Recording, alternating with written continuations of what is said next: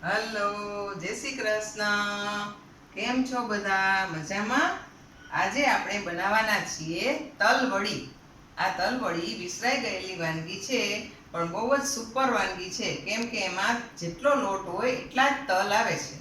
તો હવે આપણે આમાં શું શું વસ્તુ જોઈશે એ હું બતાવી દઉં. ઘઉંનો લોટ એક વાટકો તલ મિક્સચરમાં ક્રશ કરી લીધેલા તલ છે સફેદ, અને એક વાટકો ચણાનો લોટ, અને 2 ચમચી તીખા, 2 ચમચી વરિયાળી, 2 ચમચી જીરું, અને સ્વાદ મુજબ મીઠું, અડધી ચમચી હિંગ, અડધી ચમચી હળદર, અને આમાં આપણે એક નાની વાટકી મલાઈ, એમાં મોણ નાખવાનું નથી એટલા માટે આપણે મલાઈ નાખીશું.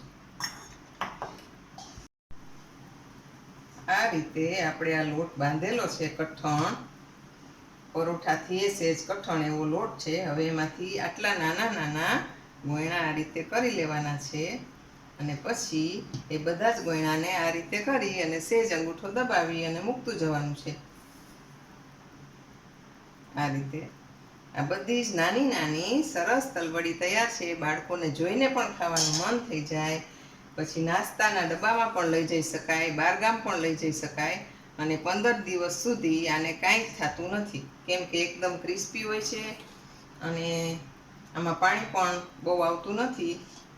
મલાઈ નાખીએ એટલે થોડું ઓછું નાખવું પડે છે પાણી. આ રીતે બધી જ ધીમા તાપે એકદમ ક્રિસ્પી તળી લેવાની છે.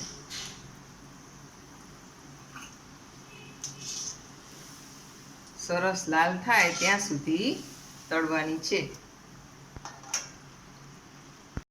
આ રીતે પેલા ફાસ કરી અને બધી નાખી દીધી છે. પછી આપણે સહેજ ધીમો ગેસ રાખી અને ધીમે ધીમે એકદમ ક્રિસ્પી થાય એવી આ તલવડી તળવાની છે. અને આ તલવડીમાં મેં ઘઉંનો જાડો લોટ લીધો હતો. સહેજ જાડો લોટ હોય તો આ તલવડી એકદમ ખસ્તા ક્રિસ્પી થાય છે. સહેજ ગુલાબી થાય પછી આપણે આ બધી કાઢી લઈએ.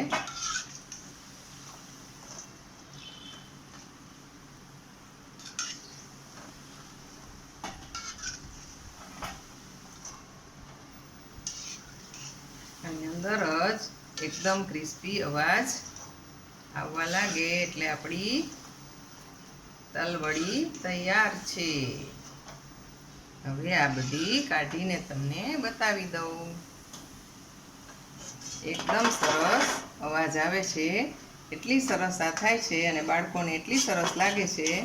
એકદમ સરસ અને ક્રિસ્પી એવી આ તલવડી તૈયાર છે. આમ ભાંગીએ તો એકદમ સરસ અવાજ આવે.